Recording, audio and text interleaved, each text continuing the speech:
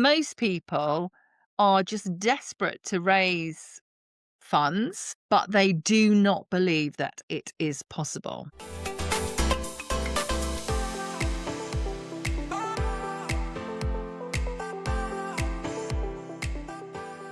Welcome to the Property Mindset Podcast, where I'm Emma Howitt, mentor, investor, and your guide to building wealth, freedom, and personal transformation through property. Property isn't just about bricks and mortar, it's about building a life that you truly desire. And in this space, we don't just talk about strategy, we deep dive into mindset. It's really something that I found is missing in other industries, but for me has been an absolute game changer in the professional property circles. So today we are touching on from terrified to funded, cracking the know, like, trust code to raising private finance. So let's turn dreams into actions and actions into success. So, raising private finance, who is terrified? And this is one that I hear all the time. And most people are just desperate to raise funds, but they do not believe that it is possible. I've raised over £1 million in private investor funds. I'm still in an investment at the moment. I've also lent out money, and so I can understand it from all areas, and it is really frightening. And I have seen the people that are really successful at borrowing money have a specific mindset. They actually believe that it is possible. And I think one thing that is really key to remember, that people don't invest in deals necessarily first.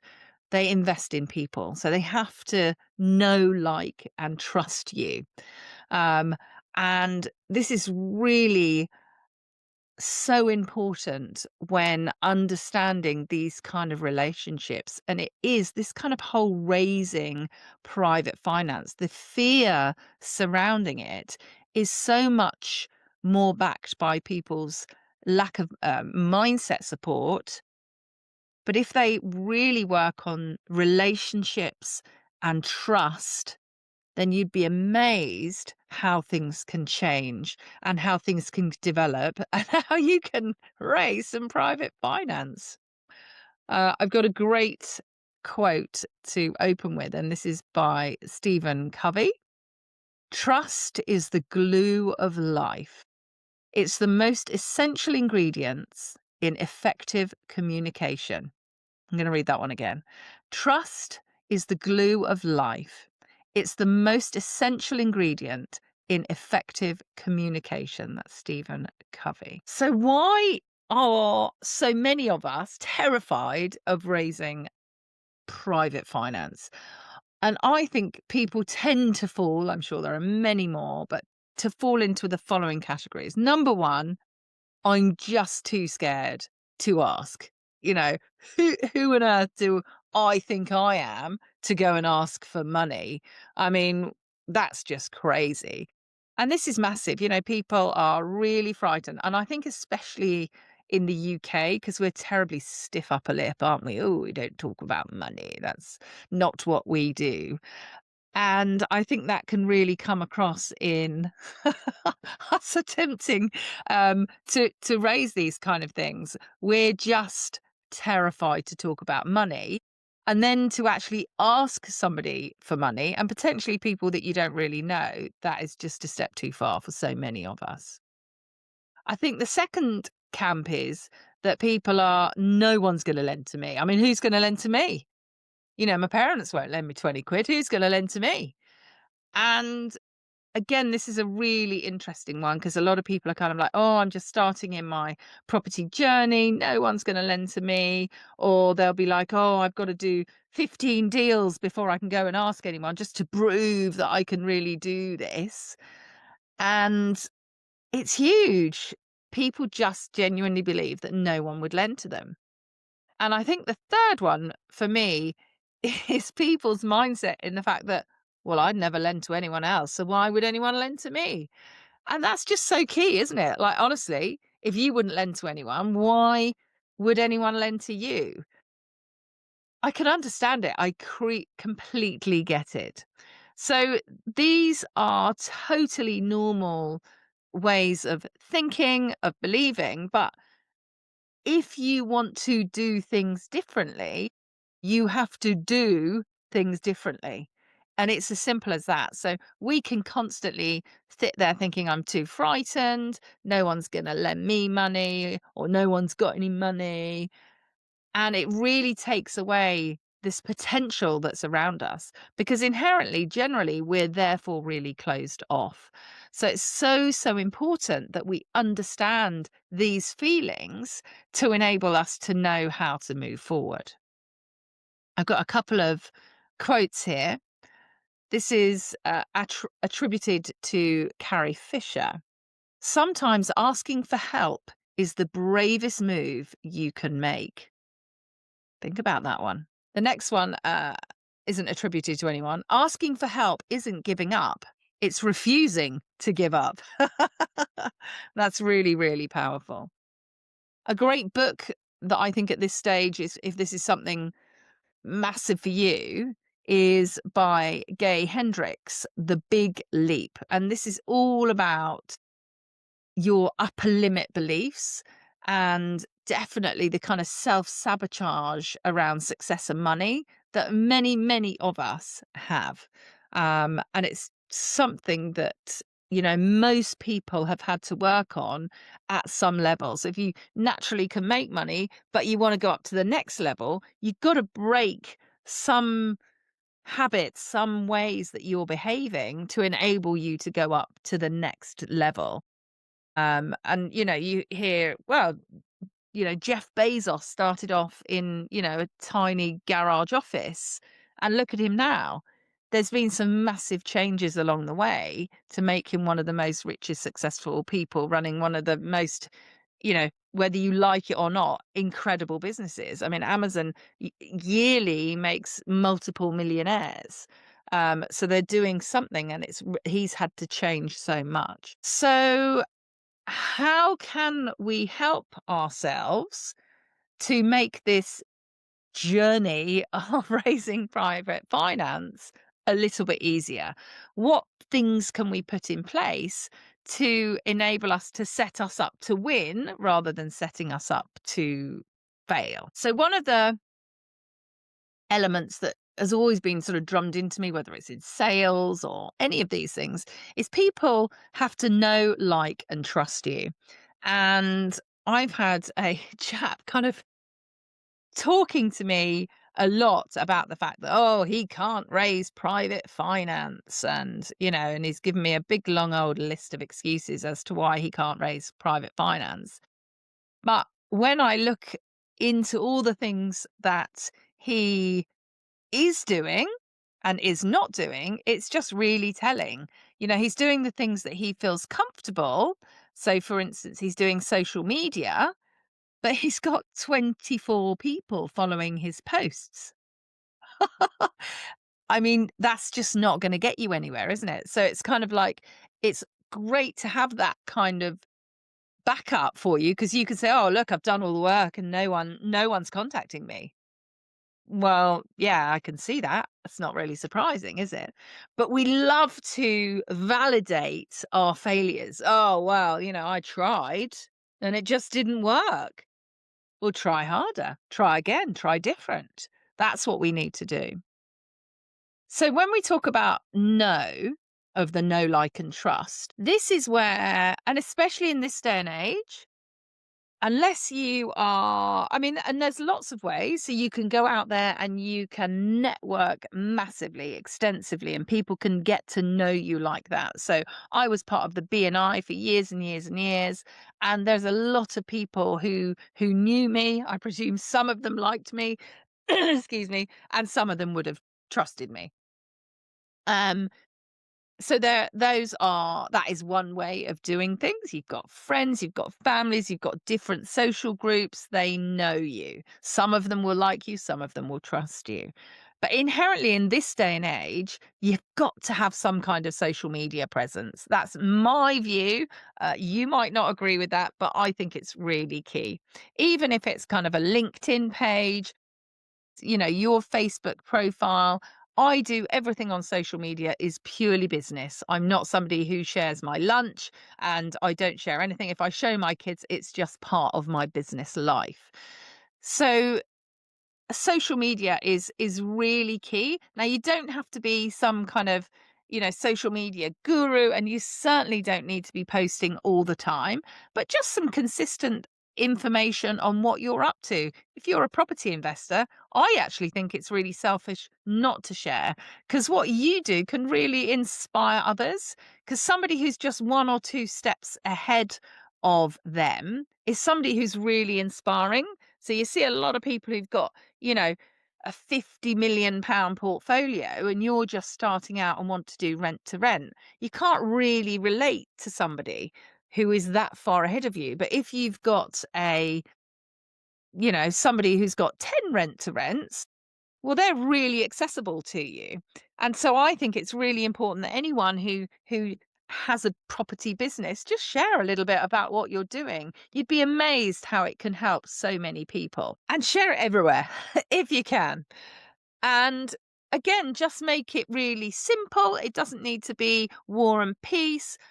Before and after, for instance. I mean, we all love a before and after. Who is not addicted to a before and after? And remember, it might be your own home renovation. It might be you've helped a friend and you're talking through it. It might be that I've seen a renovation up the road, and you can comment on it. Oh, I can see that they're doing this to the outside, they're changing the roof, they're doing this. All of these things help people to get to know your passions, your interests.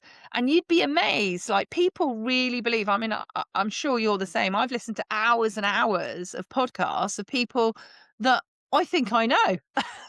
And then you meet them in person and you feel a bit foolish, because you're like, I really know you and you have no idea who I am. Um, and those kind of things are great, because I really feel that I know them. And so you can go as far with that as you want. I personally, I have this podcast.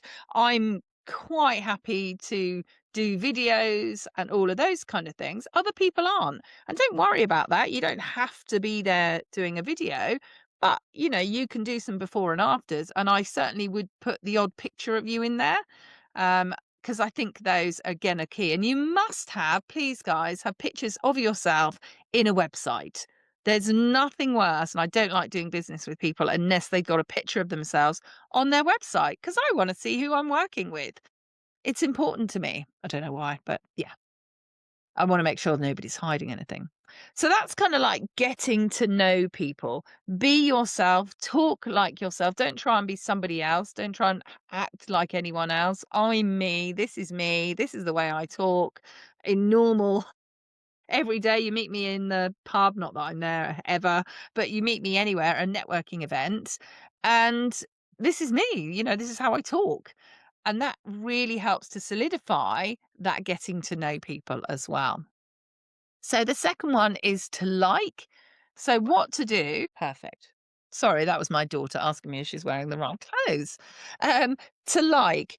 So, as I say, just be human, and you can talk about your values, you can talk about lessons learned, you can talk about mistakes, how you overcame them, what you may have changed. And these kind of things people can relate to. Now, I know lots of people do loads of kind of, oh, this has gone wrong and this has gone wrong. I'm not a big fan of that, but people love it. And so if that's you and you like doing that, then absolutely go for it. People learn loads from you, and you might do things in a certain way that people are able to draw upon, they can relate to, and they really, really enjoy that. Ensure that, understand that not everyone's going to like you. I don't know if you've noticed that. Like, I've got kids in their 20s, And, one of them kind of says, "Oh, not, I get on with these people, but these people, they really don't like me." And I'm like, "Well, that's brilliant. That's totally normal. Not everyone is necessarily going to like you, and that is fine." I think knowing that in your audience, you're going to attract people probably who are a bit more like you. They say birds of a feather stick together, don't they? And that's great. It may be that you're a dentist and actually other dentists are able to relate to you.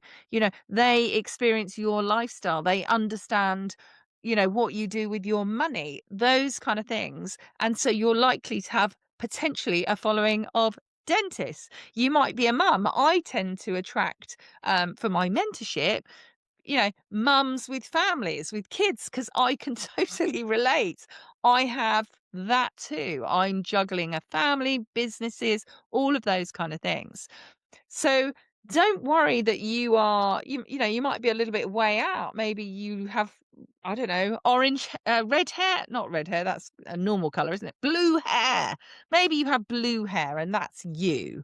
Well, great. And other people may be attracted to that. I don't. That's not me, but there's nothing wrong with that. So kind of be proud of your individuality. That is really great.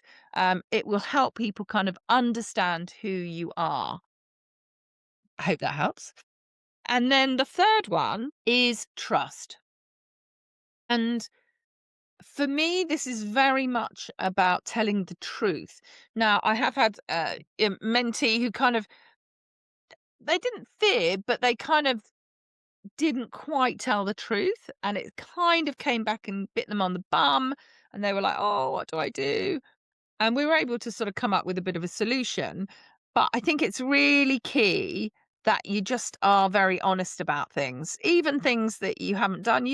If somebody says to you, "Oh, how many renovations have you done?" and you haven't done any, don't lie about it. But it may be that it's like, "Oh, well, I've helped my uncle with his renovation. I was really involved with my friend's renovation," or my husband's a builder, or I'm part of a BNI, and they've got this amazing team that I have at my fingertips to help me with that. And I'm actually really good at project managing. So can you see sort of something that you haven't potentially done before doesn't mean that you're no good at it. I mean, all of us, have had a business or done something where we've never done it before. It doesn't mean that you're not going to be able to do it and you're not going to be able to do it well. So don't be fearful, but be really transparent and show your competencies. What is it that you can do? Have you got these amazing transferable skills? Have you come from a corporate background and you're fantastic at numbers and you're great at managing people? All of these things are really great. And it's being consistent with, you know, what you say and how you say it. Just be clear. And that's where basically inherently telling the truth each time just makes life a bit easier rather than going, "Oh, I kind of embellished a bit on that one." So I'm always really clear to be very, very truthful about what you're doing. And that in turn helps build up trust because people can read, even on social media, they can be like, "Really? Is that true?" So yeah. And obviously in the trust side of things, we also have to be very clear in protecting any downsides, especially with borrowing money. What is the security? Are the numbers conservative? Is there multiple exits? So yeah, these are all really, really key. A quote: "Trust isn't built in pitch meetings. It's built in the months before you ever ask for a meeting."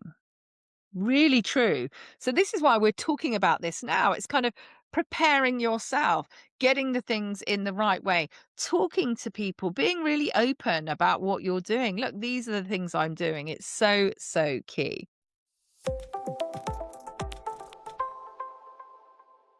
If you're ready to take your property journey to the next level, check out my Property Success Mindset Formula course on Udemy.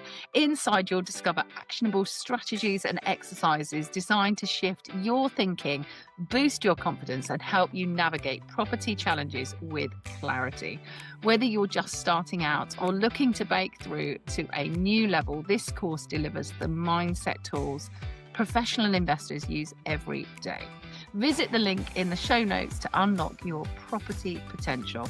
And remember, your biggest asset is not just your portfolio, but the way you think.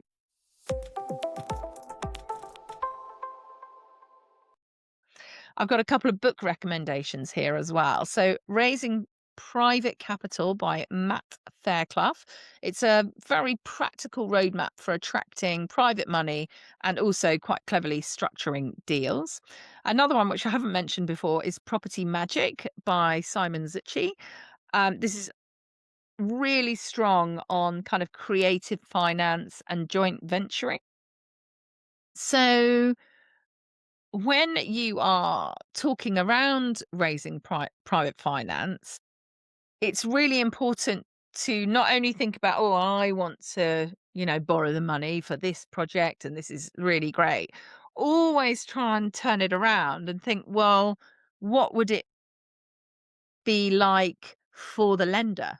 How are they going to feel? And certainly when I did some lending, I had to kind of almost sort of slap myself and go, "Oh, can I really do this?" I was quite sort of, frightened, but also I knew the person really well.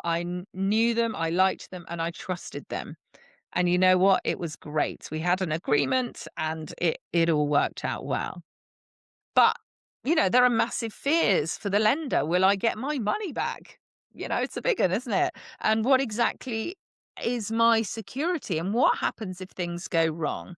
So it's very much just about being very calm and being clear. Obviously, having the support network in place, having written agreements, and having a very strong emphasis on, for them to go and get independent legal advice, all of the normal elements that you would expect. And sometimes people want to actually come in and learn from you as well, like earn and learn. These are really, really interesting elements to a lender and a receiver. So I always find it key to remember to ask, what exactly is it that they want? Is it just a return on their money? Is it that they want to learn from you? And try and make it a win-win all the way round. So I think a key thing for me is that trust can actually reduce the perceived risk. Yeah. So if they kind of trust your character and your competence, then the whole concept becomes much, much easier. Another book, good one, this one, The Psychology of Money by Morgan Housel. I hope I've spelled that, I said that correctly. Housel. And that's to understand how emotions and your sort of stories can really drive your financial decisions. Next thing to talk about is the practical element of how on earth do I ask someone to lend me money? So I have got a fantastic how to raise money um, information pack. Basically, it gives you sort of 100 days of how to do it, and basically, yeah, Matt from the HMO platform, he gave this out, and it's just really, really, really interesting. I've made some amendments to it myself. Now, I'll put a link to that. But inherently for me, a lot of it is ask through, not to. So if I was to come up to you and say, "Oh, hi, Jane, can I borrow £100,000?" Jane's a bit like, no. Asking through, not to, is perhaps saying something like this. So you might have an investor pack, something really simple, let's say a few sheets of paper with information about a particular deal. and you have, some nice pictures and it's some writing and some numbers. And you might say, Jane, I wonder, would you mind terribly? I really trust your judgment. And, you do this with your job. And I know you do great presentations and things like that. That I'm doing property investing now. So what I'm doing is I've got these great deals, and I've got all this experience. But what I'm trying to do is find an investor who wants to not necessarily do all the activities that I want to do, but they'd like to put their money in. And I've created this investor pack. Would you mind taking a look through it and just give me your thoughts on it? Obviously spelling mistakes, but generally, how does it come across? Do you understand it? Um, and that's asking through, not to, because you're not saying to her, will you lend me £100,000 at all? But if she reads through that and she has a spare £100,000, she might then come back to you and say, oh, this is really interesting. Yeah, it flows well. Maybe you could change this. Maybe you could change that. And, tell me a bit more about this. I'm really interested. There you go. That's asking through, not to. And these are simple ways you can ask people, oh, would you mind if I do, a bit of a presentation as if you were an investor? And just say, look, I would love to talk you through this, that, and the other, and see what their reactions are. And the more people you do this to, you would be amazed. Take it to networking events. Even at property networking events, you get very few people who necessarily go and share their investor pack and ask for feedback. But it's a really fantastic way of, one, getting fantastic feedback, and two, there may just be somebody who is interested in that deal. You might want to share it on social media groups, but just be aware of what you're sharing. Obviously, you don't want somebody to steal your deal. So asking through, not to, is really, really incredible. And it's also interesting to just ask people what they do with their money. Oh, I see that, you mentioned you've got an inheritance. That's amazing. What are you doing with it? Are you going to be putting it into savings? Have you thought of, investing in property? And just start that conversation. Again, it's not just about asking them, because you can say, oh, that's really interesting. That's, one of the amounts of money that I work with people on. I do these deals. I'll show you one of my investor packs. One, I'd love your feedback. And two, if you know anyone in your situation who might have some money like that, I'd really appreciate it if you could share it with them. So again, it's kind of asking through, not to, but you're just asking in general about money. Try and throw off that inherent UK stiff upper lip of being terrified to talk about money. So yeah, do try and get over that. This stage, I would really ask you to think about what your current beliefs are, your money beliefs, and just think about, well, this is how I think I feel, but how could I feel? And try and change those beliefs. What should I feel? Do they really want to lend to me? Well, why jolly well not? Start bigging yourself up. You are a fantastic person. You've got all these skills. You might not have done the things that you really wanted to, you know? And I think even, so I've got some mentees, fantastic couple. They've done loads of kind of flips. They've already got a lot of property experience under their belt, but one of the things they want to do is invest in a different area. And the chap was like, "Oh, I want to, we are interested in getting investors, but I really feel that I need to invest in that area before I can ask for investment." Like, to me, that's just like, why? Like, you're already a successful property investor. What difference does the area make? Like, you've already shown that you can find great areas and invest in them and do it successfully. What does it matter if it's a different area? But we put up these barriers in front of us. Oh, it must be that. So think about the beliefs that you currently have and how you might change them. And also think about the list of just your friends, your family, your acquaintances who you are going to speak to about what you do. Take them. Who are you going to give that investor pack or whatever it is that you're going to talk about? Talk about money. Who are you going to talk about money to? I want to hear it. Let me know. And then, of course, you've got your credibility, ethics. Obviously, please, guys, it's very, very important to do it correctly. So you must work, with mentors, with support people. You've got to have your power team, your solicitors. Perhaps you have other experienced people who can help you and look at other people's, transparent case studies. So without a doubt, you must never borrow from anyone who can't afford it. Obviously, you must never borrow anyone's entire savings. So these are really key to have up front and be very clear with that. No high pressure tactics. You've got to lend me this, none of that. And obviously always encourage independent legal advice. This is by Democritus. Sorry, I didn't say that very well.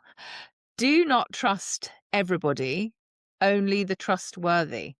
Oh my gosh, I love that. Do not trust everybody, only the trustworthy. Another great book recommendation is The Complete Guide to Property Investment by Rob Dix. And this is kind of to help people feel technically competent as they talk to their investors. That's a great one to give it to have a read of. So guys, remember, you don't need to be terrified about raising private finance. I mean, I'm not saying that it doesn't feel scary, but what is it? Feel the fear and do it anyway. You just got to start putting into place the things that I've mentioned and help yourself starting to move forward. Definitely start talking about money. But it's not about convincing strangers. It's actually becoming, you need to feel like the person who people can know, like, and trust with their money. So, do you have a presence? Can people come and find you on, social media and see that you've done something, or see that you've got training, or see that you've got a mentor who's helping you? Because let's be fair, everyone starts from nothing. And if I know that I'm working with something, they're not that experienced, but they've got a really great mentor, that's really interesting for me. I really like people who invest in themselves and want to genuinely learn. So listen out for those kind of things. So what tiny brave thing are you going to do this week? Are you going to share with one person, five people? It doesn't have to be a pressure. It's just, again, talk through people, talk to them about it. Don't be saying this is what I do, and ask them for advice. I'm looking to raise some private finance.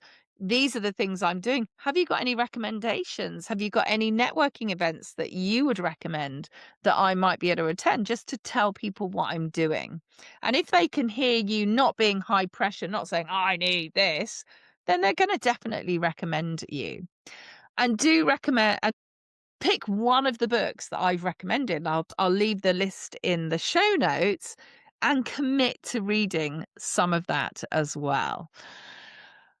Oh, I hope that has helped you kind of overcome this being terrified of getting that funding, because this kind of cracking the know, like, and trust is so key in raising private finance. So remember, property success isn't just about what you do, it's about how you think.